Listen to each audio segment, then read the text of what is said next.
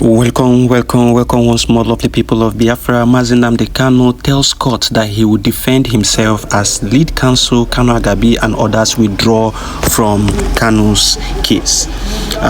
Agabi informed the court that the defense team was stepping down, saying the defendant had decided to take over the conduct of the case. That means that Mazi Nnamdi Kanu has decided to defend himself, to take conduct of the case.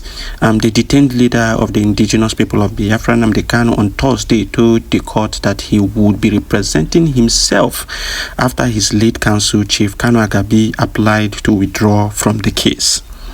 Agabi informed the court that the defense team was stepping down, saying the defendant had decided to take over the conduct of the case. All the senior advocates of Nigeria previously representing Kanu also formally withdrew from the matter, a development Kanu personally confirmed in court. Addressing the judge, Kanu stated that he had chosen to handle his defense for now, though he might reconsider the decision later. When asked by the presiding judge whether he wished the court to assign him another lawyer, he declined the offer. Arguing orally before the court, Kanu maintained that the court lacked jurisdiction to try him. So you all have seen it. Nnamdi Kanu has, relieved the lawyers of their duties and has decided to defend himself. Now, when this was going on, do you know that the judge asked all the lawyers to leave the courtroom, which was absurd because the lawyers belong to the court. I don't think they have any right to chase lawyers away from the court, but the judge did, asked all the lawyers to leave the courtroom. And then Nnamdi Kanu insisted on the fact that the Nigerian government does not have the jurisdiction to try him, and the judge refused. And then the case was postponed till tomorrow, being the 24th of October 2025. Now, Omoyele Sowore went to court and, visited Mazi Nnamdi Kanu in the courtroom, and then they had some warm time together to, exchange pleasantries and then talk a little. Watch this video. Yes. Mazi, you'll be out. Mazi, So other informations that came to us after this was that immediately after the visit to Mazi Nnamdi Kanu by Omoyele Sowore, we got another information that Omoyele Sowore has now been arrested by the Nigerian police. It says Nigerian police arrest Omoyele Sowore at the Federal High Court in Abuja after he met with Mazi Nnamdi Kanu and posted, the video of his visit to Mazi Nnamdi Kanu. What kind of country have we found ourselves in? What kind of politicians do we have? What kind of human beings do we have controlling the affairs of this nation? That people do not have right any longer. People do not have right anymore to do anything. As there is no human right in Nigeria any longer. It is a government of Tinubu, for Tinubu, and of Tinubu. You see how the trajectory of this country is going. Tinubu is actually using power to intimidate everybody in the country. Everybody in the country. And I see some people coming out to say, Mazi Nnamdi Kanu should go and defend himself. He should enter case. He should stop running away from the case, and all of that gibberish. And I look at these people, I wonder. You want to set a template. You want to set a standard that will not favor you in the future.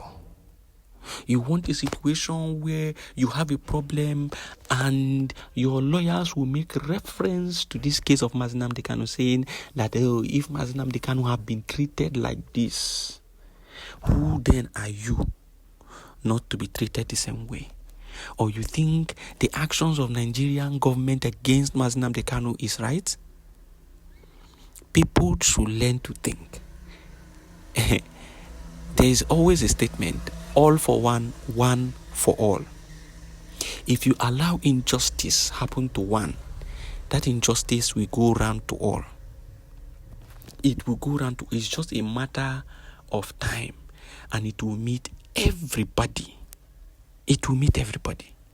So why are you in support of injustice against your brother when you know that that injustice may still find you tomorrow if you allow it to continue? This is why many persons came out for protests, came out in mass to defend Mazi Nnamdi Kanu, to protest against the continued incarceration of Mazi Nnamdi Kanu. But what did they do?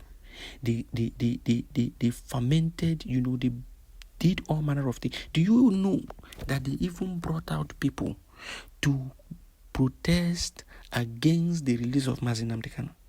Hey, many of you do not know. They brought out group that protested against the release of Mazi Nnamdi Kanu, and those group, police were not there. Police did not shoot at them. No canister was shot at them. No tear gas was shot at them. No bullet was shot at them. They did their own protest peacefully and left. But the people who are doing protests for the release of Mazi Nnamdi Kanu peacefully, they attacked them, they chased them, they arrested them, they imprisoned them. They are still in prison as we speak. This is the condition of a country, a supposed country.